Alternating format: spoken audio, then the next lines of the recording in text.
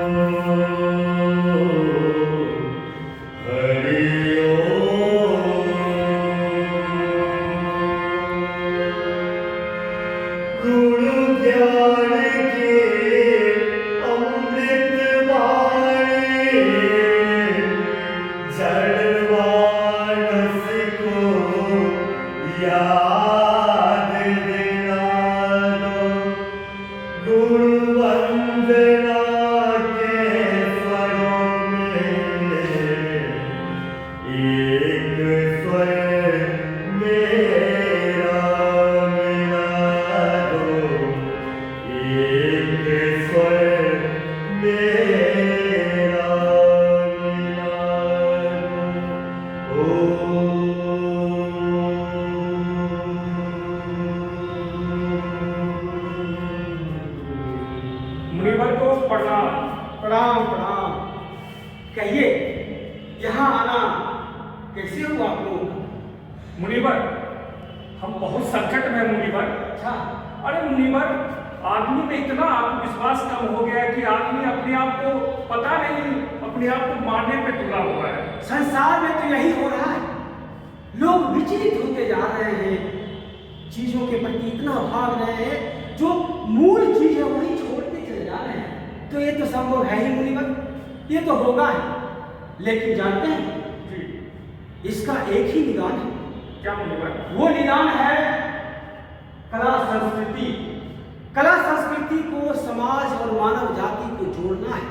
तो आपको मालूम ही होगा, क्योंकि 4 वेदों की जो रचना हुई थी, उसके बाद एक वेद की जो उत्पत्ति हुई वो है नाट्यशास्त्र।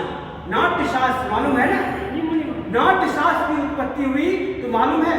आप पूछेंगे कि कैसे हुई, तो जान लीजिए कि नाट्यशास्त्र की उत्पत्ति भगवान इंद्र ने ब्रह्मा जी को बोला कि हे भगवान, एक वेद, ऐसा वेद की रचना करें जो सुनने, समझने, देखने, पूरे संसार को एकत्रित करने का एक ऐसा मंच हो जहाँ पे सभी समाज के, सभी वर्ग समुदाय के लोग वहाँ आए और इस संसार रूपी, इस माया रूपी संसार में अपने आप को, अपने विचार को जन जन तक पहुँचाए।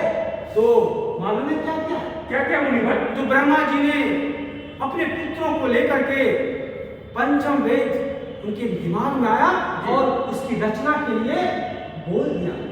तो एक रचना हुई पंचम वेद, जो नाट्यशास्त्र है। तो मुनिवर, ये नाट्यशास्त्र से हम लोगों को क्या फायदा है? देखिए, यही तो समझने की बात है। ये नाट्यशास्त्र से हम लोगों को क्या फायदा है? हम लोगों को बहुत फायदा है। ये वैसी जगह है जहाँ पे हम अपनी भावनाओं को व्यक्त करते हैं, अपने समाज की भावनाओं को व्यक्त करते हैं, संसार की भावनाओं को व्यक्त करने का एकमात्र साधन है, वो है रंगमंच, वो है नाट्यशास्त्र, वो है पंचम वेद। तो मुनिवर, तो क्या हम नाटक के माध्यम से अपने शिक्षा दीक्षा को आगे बढ़ा सकते हैं? बिल्कुल। लोग तो भटक रहा है, अब मोक्ष के लिए, अपने जीवन को कैसे यापन करें, उसके लिए लोग भटक रहा है। लेकिन हम उसे शिक्षित कैसे हो, हमारा समाज शिक्षित कैसे हो, हमारा समुदाय कैसे आगे बढ़े, वो एक मंच है। वो मंच है रंगमंच। इस रंगमंच में हम सभी आते हैं और अपने संसार में आने के बाद जो भी हमारा कर्म है उसको निष्ठापूर्वक करते हैं। तो यही रंगमंच की। मुनिवर, जैसे हम रंगमंच करेंगे तो क्या हमारे चरित्र में बदलाव आ सकता है क्या? बिल्कुल आ सकता है मुनिवर। वो कैसे? इनको मालूम है कि चरित्र को हम कैसे बदल सकते हैं? तो बहुत तरीके से बदल सकते हैं। कैसे मुनिवर? जब हम कोई नाटक करते हैं, नाट्य प्रस्तुति करते हैं, तो हम क्या करते हैं? दुनिया की तमाम चीजों को समाहित करते हैं, सोचते हैं, समझते हैं, हम कल्पनाशीलता को बढ़ाते हैं, हम कल्पनाओं में जाते हैं। अगर मान लीजिए भगवान का के चरित्र में हमें कुछ करना है तो हम क्या करेंगे, कल्पनाओं में जाएंगे कि भगवान कैसे होंगे और उस सृष्टि पे भगवान को हम उतारने का प्रयत्न करेंगे। वो करेंगे अभिनय से। वो अभिनय नाट्य शास्त्र के अंतर्गत आता है, वो है अभिनय। अभिनय के द्वारा अपने व्यक्तित्व को भी निखारते हैं, अपने अंदर की चीजों को निखारने का काम करते हैं। वो है रंगमंच, वो है कला। मुनिवर, आपका भी कोई सवाल है तो? केवल नाटक देवताओं के लिए बना है? नहीं, यही तो सोचने की बात है। सिर्फ देवताओं के लिए नहीं, देवता दानव सभी के लिए बना है, क्योंकि इसमें हर तरह की चीजों को उसमें समाहित किया गया है। देवता के लिए और दानव के लिए, क्योंकि गलत और सही का दोनों चीजों को यहाँ पे सम्मिश्रण किया जाता है और दिखाया जाता है कि ये गलत है, ये सही है। इसमें देवता भी और दानव भी सभी को लाभ मिल सके, सभी जन जन तक हमारी बात पहुंच सके। इसीलिए आप ये समझे कि ये सिर्फ देवताओं के लिए नहीं, अच्छे लोगों के लिए नहीं, अच्छे बुरे सभी समुदाय के लिए हमारा नाट्य शास्त्र सबके लिए। मुनिवर, एक सवाल मेरा भी है, हम जवाब भी हम ही देंगे। मुनिवर दीजिए। अरे नाटक ऐसा विधा है कि नाटक एक आईने की तरह है, जिससे हमारे समाज में जो कुरीतियां हो रही है सबको कलाकार एकदम साफ साफ दिखाते हैं, और उसका परिणाम अभी हम लोग को देखने को मिल रहा है। और समाज में अब अच्छा काम हमारे नाटक के माध्यम से होने लगा है। मुनिवर, बिल्कुल होने लगा है। देखिए, नाटक के द्वारा बहुत चीजों को समाहित किया गया है। इसमें देखिए लाइट है, साउंड है, तरह तरह के तकनीक का प्रयोग किया गया है। आंगिक अभिनय, वाचिक अभिनय, आराग अभिनय, सात्विक अभिनय। अभिनय जो है करना अपने आप में एक ब्रह्मांड में समा जाने वाली चीज है, वो है अभिनय। अभिनेता जो होता है वो उसमें साक्षात ब्रह्मा का, वो उसके अंदर ब्रह्मा भगवान का जो है समावेश समाहित होता है और अभिनय करता है तो सबको बुला जाता है और अपने में लीन हो जाता है। वही है कला, वही है संस्कृति, वही है अभिनय। जी मुनिवर। अरे नाटक देव, हाँ बोलिए। हाँ, देवता भी करते हैं, आप भी कर सकते हैं, क्योंकि आप जब आए हैं धरती पर तो आपका भी कुछ कर्तव्य बनता है ना। क्योंकि आदमी जो है किसी तरह जी रहा है जिंदगी, फिर हमारा समाज से गंभीरता क्यों नहीं लेता? गंभीरता से कैसे लेगा? हम आप हमारे जैसे तमाम लोग समाज में जाएंगे, इस कला संस्कृति को आगे बढ़ाएंगे, तभी तो इस गंभीरता से लेगा, समाज गंभीरता से लेगा। उसके पीछे हम जैसे अच्छे लोगों को आगे बढ़कर काम करना है। और हमारे बहुत सारे रंगकर्मी पुत्र अभी जो है समाज को आगे बढ़ाने में लगे हुए हैं। हमारे रंगकर्मी पुत्र अभी जन जन तक फैले हुए हैं और इस कला संस्कृति को आगे बढ़ा रहे हैं। और जो नहीं बढ़ा है, जो नहीं आगे बढ़ रहा, जो जिसमें त्रुटियां हैं, उसमें उस त्रुटि को हम धीरे धीरे ठीक करेंगे।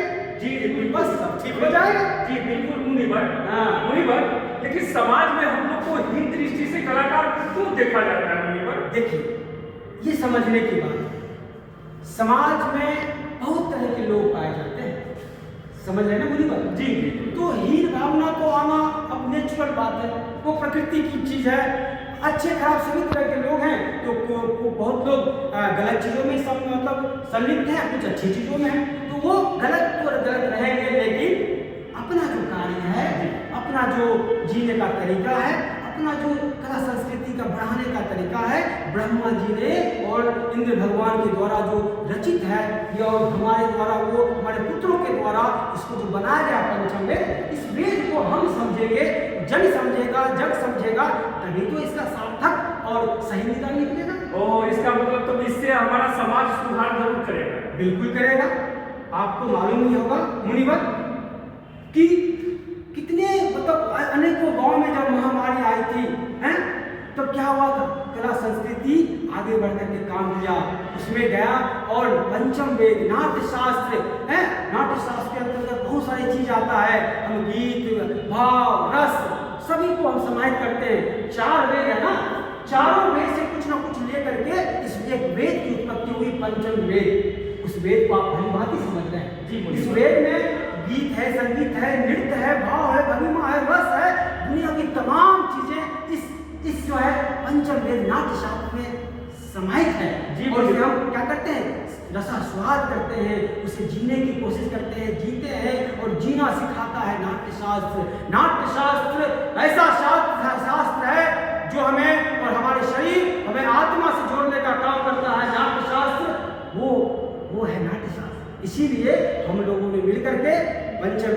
उत्पत्ति किया और लगातार इस वेद को आगे बढ़ा रहे हैं। हमारे पुत्र अनेक जगह जा करके गांव तक इसको फैला रहे हैं। इसको जब फैलाएंगे तभी तो हम आगे बढ़ेंगे।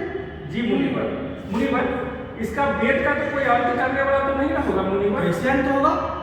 हम समाज जाग चुके हैं। आप जान लीजिए, जिसकी उत्पत्ति हो सकती है, हो जाती है, उसे कोई विनाश नहीं कर सकता। हम विनाश हो सकते हैं, लेकिन हमारे अंदर की जो आत्माएं, हमारे कर्म जो है, वो कभी विनाश हो नहीं जाएगी, उसको कोई विनाश नहीं कर सकता है। इसी तरह हमारा जो वेद, अगर 4 वेद